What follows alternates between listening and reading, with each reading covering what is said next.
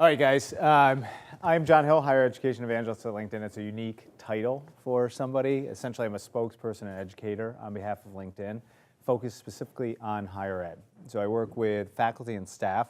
Every once in a while, I give student presentations. This is kind of a rarity, but I'm glad to be doing this. This is my favorite part of the job because I can help you guys understand some of the ways to utilize this most effectively. Before we get started on that, I want to share a couple things with UC Santa Cruz specifically. I have, over the last 2 years, been to 83 of the top 100 US campuses giving presentations like this. I've been to 147 of the global 400 schools based on the Shanghai report. So globally, I've seen a lot of colleges and universities. I have very rarely had my breath taken away when I drove into a campus. I hadn't been here before. I was shocked at how beautiful it is here. If I were you, I would never graduate. So secondly, I was aware of something that you guys have that's relatively unique and very, very cool. You have by far the best mascot, other than the mascot from the school that I graduated from, that I've seen anywhere in the country. I like it so much that I'm wearing it right now. I think the banana slug is awesome. And then last, and I think this is the most important thing, I was working with your faculty and staff this morning, and I was talking to them about ways they can effectively utilize LinkedIn to help you out. And one of the things that I noticed is you have almost 55,000 alumni who have a profile on LinkedIn.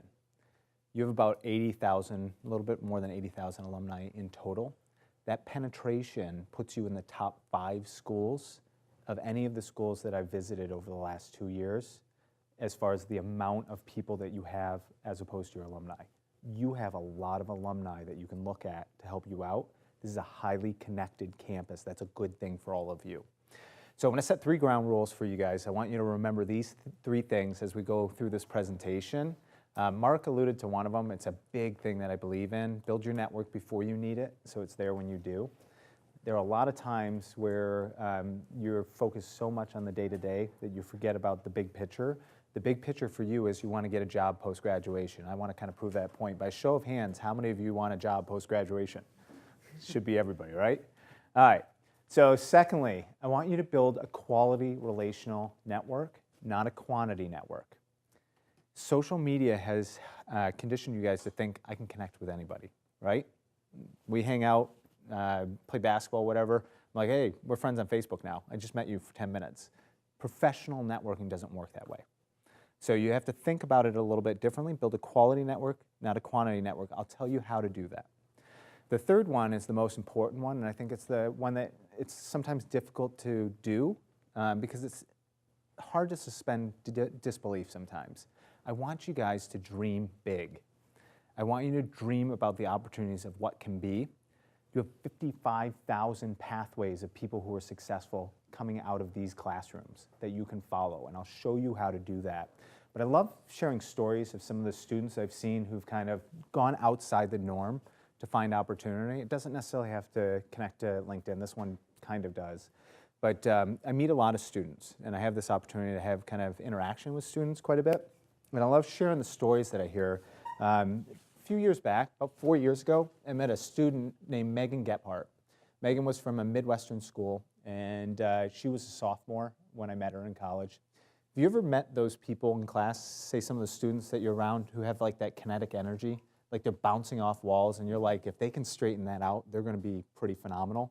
They just haven't done it yet. They haven't figured out what they're going to be in life yet. She was one of those people. And she just so happened to land an internship in San Francisco in between her sophomore and junior year in college. Before she took the trip to get out to San Francisco, she posted in her university LinkedIn group, I'm going to be taking an internship in San Francisco. I want to sit down with you and have a cup of coffee if you live there and are alum. I want to learn your story. 6 alumni took her up on that. So she had a cup of coffee with them. They shared their story of their success. She learned a little bit from each one of them. And it started to center her on what she wanted to do going forward. She wanted to be a storyteller. So she created a blog called 52 Cups. It's still up there if you guys want to take a look at it. What she was going to do is every week she was going to sit down with somebody that she had never met before, connection of a connection through a relational network, and learn a little bit about who they were as a professional, blog about what she learned over that cup of coffee with them. First 10 people were exactly who you'd think. They were your friends of friends or the people you work with, things like that.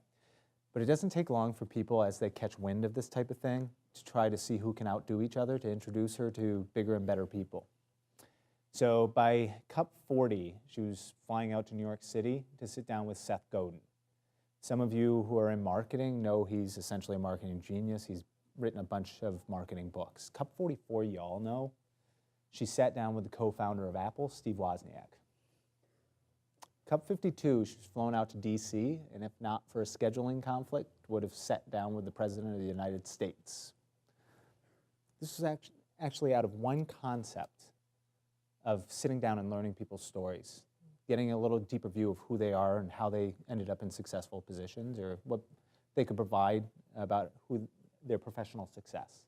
Those are all accessible to you guys. Those stories are accessible to you. So I'm going to take you step by step through that process as well.